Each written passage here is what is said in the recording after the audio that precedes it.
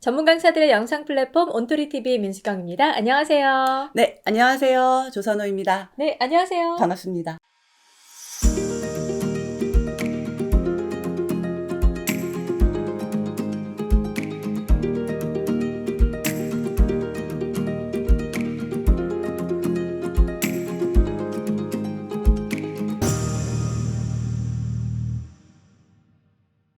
워낙 그 서비스 교육 관련해선 전문가시기 네. 때문에 저희가 네. 들을 이야기가 무궁무진한데 네. 그때 한 편 하고 안녕 하셔가지고 네. 되게 아쉬웠었어요. 아쉽죠. 네. 다시 왔습니다. 오늘은 이제 조선호 강사님 같은 경우에는 이제 고객 서비스라던가 서비스 디자인이라던가 네. 이런 컨텐츠에 대해서 굉장히 좀 전문가시잖아요. 네, 감사합니다. 오늘은 그래서 고객 그 접점 과정에서 네. 어떻게 관리하면 좋을까에 대한 내용들을, 그러니까 한마디로 좀 쉽게 이야기하자면 서비스 모니터링 관련해서 네. 말씀을 해주실 거예요. 네. 네. 우리가 뭐 친절하다, 불친절하다, 뭐 서비스가 좋다, 나쁘다, 뭐 감동을 받았다라고 이야기를 많이 하는데 사실 그 기준은 사람마다 느끼는 체감적인 거기 때문에 어떤 기준이 명확하지는 않습니다. 하지만 기업들은 우리 상품이나 서비스를 이용하는 고객들이 얼마만큼 우리 상품에 대해서 인지를 하고 있는지, 얼마큼 만족을 하고 있는지 알고 싶어 하고요. 이러한 것들을 이제 보편화된 평가 기준을 통해서 구성을 하고 또 개량화하여 측정할 수 있는 게 바로 서비스 품질 평가 도구이고요. 물론 뭐 물고기뼈 모양의 원인과 결과를 분석하는 뭐 피시본 다이어그램, 뭐 청사진 굉장히 많이 있지만 오늘 같은 경우는 또 미스터리 쇼핑이라고 해서 좀 더 쉽게 접근을 하고 또 빠른 결과를 얻을 수 있는 서비스 모니터링에 대해서 이야기를 나눠보도록 하겠습니다. 네.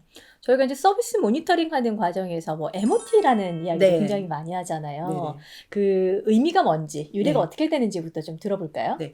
보통 우리가 서비스 모니터링 혹은 서비스에 대한 이야기를 하면은요, 이 MOT라는 용어를 빼놓을 수가 없는데, 사실 이 MOT라는 용어는 물론 다들 잘 알고 계시겠지만, 스페인의 투우 경기에서 비롯됐고요.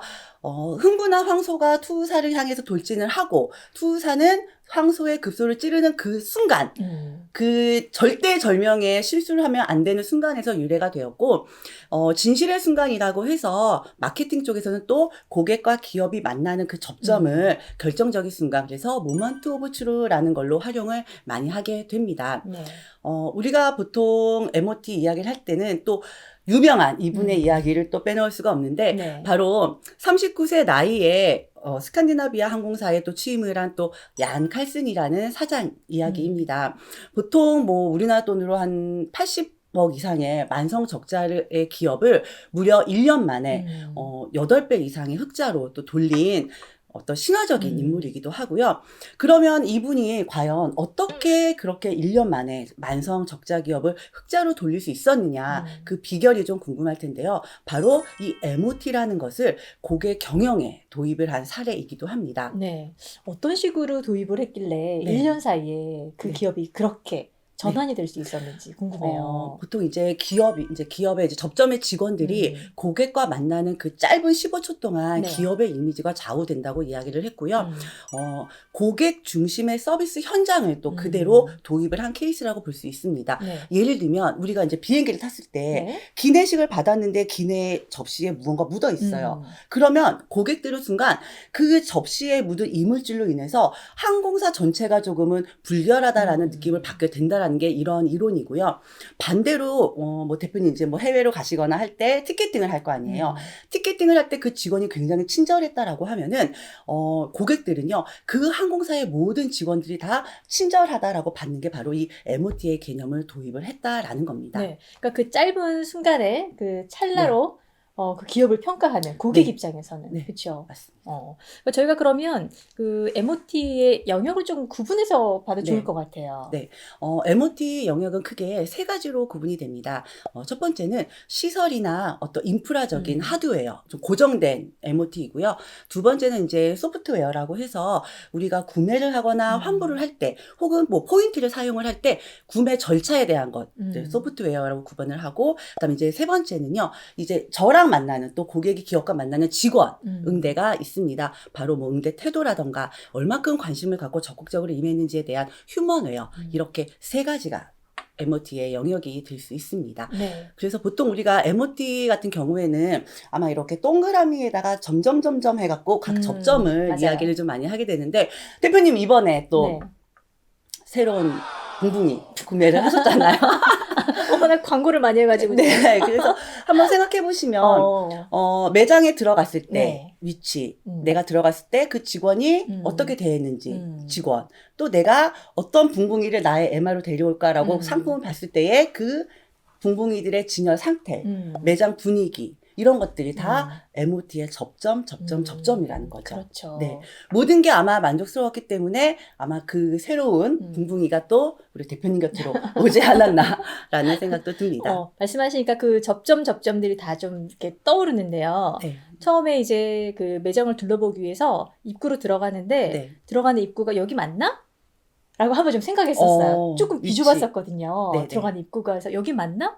주변을 좀 두리번 했는데 그런 안내가 조금 더 그 입구 쪽이 명확하게 있으면 네. 좋았겠다라는 아쉬움이 조금 있고요. 네. 네. 들어가서 차를 주차를 하고 아무도 그 입구에서 이렇게 응대가 바로 되지 않아서 어디로 들어가야 되지에 대한 아쉬움이 좀 있었던 것 같아요. 그 매장의 접점이라고 하는 거는 시설적인 부분, 또 고객을 어떻게 대하는지에 대한 응대, 휴먼적인 부분, 또 내가 상품을 보거나 구매를 했을 때 그 절차적인 부분이 특히 매장이나 방문 모니터링 같은 경우는 굉장히 유기적으로 얽혀 있습니다. 자, 그러면 이 모니터링을 그냥 해주세요라고 한다고 해서 누군가 가서 그냥 보고 평가하고 끝나는 게 아니라 이것도 어떤 구체적인 또 프로세스가 있다라는 거죠. 그 첫 번째는 평가 기획 단계, 두 번째는 평가 척도, 항목 구성 단계, 세 번째는 실제로 모니터링을 진행하는 평가 진행, 마지막으로 결과를 가지고 이제 분석하는 평가 분석, 이렇게 네 가지로 구분이 되고 있습니다. 네, 그럼 각각의 단계에서는 어떤 식으로 진행되는지 좀 알아볼까요? 네. 첫 번째 평가 기획 단계에서는 고객사의 니즈를 먼저 파악을 하게 됩니다. 네. 우리가 이 모니터링을 진행을 할 때 어떤 목적을 가지고 하는지, 그래서 예를 들어서 정량적인 부분과 정성적인 부분으로 나뉘게 되는데, 정량적인 부분은 통계적인 수치가 가능합니다. 왜냐하면 표준 업무 이행이라고 해서 각 기업마다 우리 업무를 이렇게 해야 된다는 업무 매뉴얼이라는 게 있거든요. 이런 거를 잘 이행했는지 안 했는지는 수치로 가능하지만 사실상 세부적인 묘사는 좀 어려울 수가 있겠고, 반대로 친절하다, 관심을 갖고 있다라는 정성적인 부분은 통계적으로 수치를 내기는 좀 어렵겠지만 그 상황에 대한 세부적인 묘사는 가능하다라는 거죠. 그래서 이런 거를 얼마만큼 비중을 두고 갈 것인지도 중요하고, 또 모니터링 같은 경우는 가장 중요한 게 언제 할 것이냐, 얼마만큼의 표본수를 갖고 할 것이냐도 굉장히 좌지우지합니다. 단 일회성으로 평가를 한 것이 끝나는 게 아니라 조금은 기간을 갖고 지속적으로 관찰을 해야 되는 필요적인 부분도 있고, 또 하나는 예를 들어서 매장에 대한 어떤 하드웨어적인 부분을 평가를 할 때 그날 유난히 눈이 많이 왔다거나 비가 많이 왔는데 그쵸. 마침 갔을 때 미처 입구를 청소를 못한 거예요. 그런데 서비스 컨설턴트가 갔는데 그걸 가지고 만약에 매장 청결이 안 돼 있다라고 평가하기에는 네, 문제가 있기 때문에 좀 무리가 있네요. 맞습니다. 그래서 가급적이면 전문 컨설턴트의 자질도 물론 많이 요구가 되지만 주관적인 걸 배제할 수 있는 평가 항목 척도 구성을 하고, 그 다음에 이제 어떤 표본수라던가 또 그 결과를 가지고 또 평균화하는 것도 굉장히 중요하겠죠.